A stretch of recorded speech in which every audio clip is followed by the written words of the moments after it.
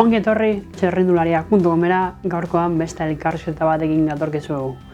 Eta arraroa dirudien arren, pandemia garaian mugak edonon ditugula eta bidaiatzea ezinezkoa iruditzen zaigula, badago jendea mundua zeharkatzen jarraitzen duela eta gaurko protagonista pasaden astean Hong Kongen genuen, Asian, munduko iaia beste puntan, txerrindulari lasterketa bat, pista lasterketa bat lehiatzen. Gure gaurko gonbidatua Eken Jimenez da, pasaden astean Hong Kongen esan bezala pistako munduko kopan zilarrezko domin bat lortu zuena. Ongi etorri Eken, eta hasteko galdera argia da, zer munduz guntzezue Hong Kongetik? Bueno, esperientzia bikaina izan da, ne lehenbiziko lasterketa olako kopa mundu batian. Eta, emaitza oso onak lortu ditugu. Bakigu ez dela kopa mundu erreal bat izan, jende pila falta zen, baina, guan egon geha. Uste dut maila ona eman dugula, eta emaitza oso onak lortu ditugu. Hori da. Gauza da, hemendik ja demo gutxira joko olimpikoak daude, selekzio onak Olimpia jokatzen dituzten selekzio horiek ez zuten nahi arriesgatu Hong Konga jutia ez, COVID asunta dela eta, baina guan egon geha, eduki dugun restrikzioko sogorrak izan dira, dena gela baten sartuta egon geha, gelatik ata gabe, bazkaldu, afalduko saldu dena zure gelan ibertzen nun, gorra izan da, baina Ezin dugu ukatu munduaren beste puntara juntzarela txerrendan ibiltzera Hong Kongera, hain zuzen ere. Zer moduz esperientzia hori, pandemia garaian mundua zeharkatzea eta belodromo herri batera juteana? Esperientzia, nahiko gogorra esango gu ez, adibidez, Hong Kongeko aireportura iritsi gaine area jutekoan, ja han PCR bat inber izan genuen, 4 ordu eseritazio baten inorrekin kontaktuan nengo gabe, PCR-an resulta dauki arte. Gero poliziak vigilatzen zigun ezin genuen nahi genuen tokitara jun, komuna juteko poliziarekin joan bertzen nun, gorra izan da, baina Gogoratu behar dugu, domina lortu dezula, zilarrezko domin bat proba batean, baina zu abiadura txerrindularia zean ez, pistako txerrindularia, proba bat baino gehiagotan ibili zehala. Zer moduz guntzazu proba ezberdinetan? Emaitzak nahiko onak ez, bigarren postu lortu genuen taldeko abiaduran, gero kilometroko abiadura proban 6. postua lortu nuen, eta gero keirin proban ja indarra falta zizkian, eta ne taldekidea lagundu nion, eta semifinaletan sartu posle izan zuen behar, eta ni oso guztua lortutakoarekin. Aurten, orain arte ez dituzue lasterketa asko izan, pandemiagatik lasterketa asko bertan behera geratzen ari dira. Euskal Herrian ez dugu ia lasterketarik izan, bakarrik Euskadiko txapelketa eta zuen kasuan ia lasterketarik ez zuen izan, elite eta 23 urte zazpiko kasuan. Beraz, zaila izan da orain arte martxa hartzea ez?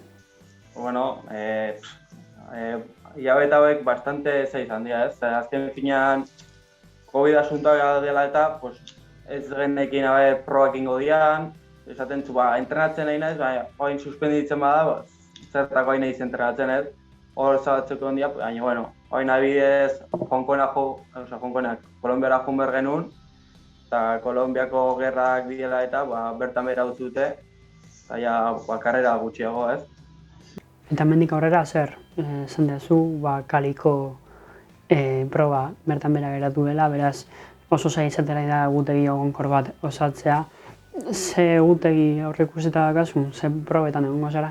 Hurrengo lasterketa Europa daukagu, ekainan 23an, eta gero abuztuan Europako sub-23 eta juvenil Europako txapelketa daukagu. Eta hainbeste bertan behera geratze artean, imaginatzet oso zailena motivazioa piztuta mantentzea izango gala. Lortzen ari zara, hori? Azken finean, zuk pentsatu bertzu aldezun fuerten iritsi ardezula europeo edo zen kompetizioa da. Azken finean dena fisikoki kriston lan hain berdegu, mentalki ere kriston lan hain berdegu. Argi dago zure ikuspuntua ez dagoela Tokioko Olinpiar Jokoetan, 2020an edo 2021an izan, ez zan zure helburua. Imaginatzen dut helburua Parisen egongo dela 2024ko Olinpiar Jokoetan, hor bai gustatuko litzaizukelako bertan egotea pistako probetan, ez? Hori da, ni objektiboa largo plazo esango dugu Parisen oteako intentzia dago, eta orduan orain da ditugu. Hemen dauden konpetizioak dira, taltsuak, kumer degula egiten, gero objektiboa ondi hortara iristeko, ez? Aurten izan duzun berritasun handiena da talde batean, sartu zarela behingoz, pistako talde baten zaude orain beste disiplina edo beste egitura baten, Eustrak taldean zuzen ere eta zure talde berria. Zer moduz talde honetan eta batez ere zer moduz pistako talde baten egotearen esperientzia? Bai, orain arte esango dugu bakarrikan ibili naizela, ez? Bai, aierruk taldea laguntzen zian, lizentzia, arropa eta gero danen txirrindulariak hartu ziaten, eta orain Eustrak ekipo batean sartzea salta handia da, ez? Konpetizio eta atatzeko laguntza, diru laguntzak, arropa, biziketak, materiala, seriozko proiektu bat, ez? Baina taldeaz gain normalen pistako txirrindulariak selekzioarekin egoten zerate asko, bai munduko kopa lehiatzeko, munduko txapelketak, Europako txapelketak, Espainiar selekzioarekin ordu asko sartzen dituzue. Zer modu selekzioarekin, ze giro dago? Bai, nik uste dut, Espainiko selekzioan adibidez, gazte korredore ona gaudela, ez? Baina esaten duten bezala jende pila batek, jende guztiak karreteran enfokatzen da, pista aparte uste dute eta ekipo asko problema jartzen dituzte, ez? Korredorek pistako konpetizioa datatzeko. Eta orduan, Espainia mailan daukagun korredorek daudenak dira eta ezin dugu goi eskatu. Zure kasua berezia da, ze izango zera txirrindulari gutxienetako hori pistari uneko dedikazioa eskaintzen diona, bakarrik pista egiten dizu, ez errepidea edo ez beste modalitaterik, zergatik apostu hori eta nola daramazu? Azken fine, gorra, ez? Ez daude laguntza asko aurra juteko, nik adibidez apostu egin honez, aurten adibidez ez naiz deus ikasten nahi, ez? Biziketa esan hon, aurten apostu egin gogo, biziketakin, alduten guztia lortzeko, eta gero aurra behira oraindik gaztea naizela, zeus ikasteko demo aukikoet, orain biziketa bakarrik hartu eta horrekin aurrea. Gainera zure kasua are zailagoa da, ze abiadura zalea zea, ez fondista, pistan aproba gutxi daudela eta gure artean Euskal Herrian eta Espainiara estatuan oso txirrindulari gutxi zaudete abiadura zaleak zeretenak, ez? Hoi da.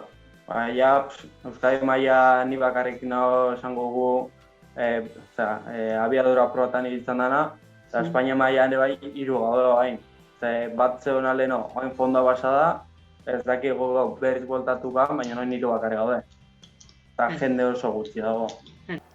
Hain gutxi izan da, nola ibiltzen zarete, nola izaten dira proba hauek, egia da antolatzaile gutxik egiten dutela postua hauek antolatzeko, zezkenen 3-4 post txirrindulari egon da ez duela merezi, eta hori kinkalarrian jartze dizue zuei, ez? Bueno, egoain adibidez dugu informazio bat eman digute ez dakigula egingo dano ez, hainoetan CL bat eta CL2 proba batzuk antolatu nahi dituztela. Gaur Valentziako federazioak nahi ditu antolatu, eta behintzat proiek antolatzen guztiko puntuak hartzen juten gehan, kanpoa atera gabe, eta behintzat pistako leheno pista zanaia galduin da, ez? Adibidez 6 ordu Euskadikok, hoi gaur egun ez dela iten, kriston pena da. Zuk nola ikusten duzu pistaren etorkizuna, geroz eta jende gutxiago, bai abiaduran, baita ere fondoan, geroz eta proba eta lasterketa gutxiago, pixkat zaila da egoera, ez? Ni pista ointxe bertan hilda ikustez, ez? Bagaude gazte batzuk pistan dedikatzen gala, baina ez badia probaek antolatzen eta galduta. Oraindik ere mantentzen zaretenak zeate pixkat korrantaren kontra raunean dabiltzaten horiek bezala, ez? Bai, ez gehor ditugu, Ander Altuna, Asier Maeztu, beti pistan ibilen jendea, nire adibez kriston pila laguntzea ez. Ander Altuna nire preparadorea ez, eta bintzat goa Asierreroek asko laguntze ez, motivatu diteiate, aurrera jarraitzeko eta bat. Eta bueno, horrekin alden guztia. Azkarrik asko ekain gurekin egoteagatik, espero dugu korrontaren kontra arraunean jarraitzea eta si akaso Parisen belodromoan egotea lortzea 3 urte bainik geratzen dira lan asko, baina pixkanaka pausoak eman da espero dugu Pariseraino iristea. Eskerrik asko, sorte hon, egongo diren lasterketetan eta espero dugu zuek eta danok normalia berreskuratzea bezen laster eta dituzuten proba gutxi horiek gutxienez horiek ere bai ospatzea. Eskerrik asko ekain eta hurrengo arte.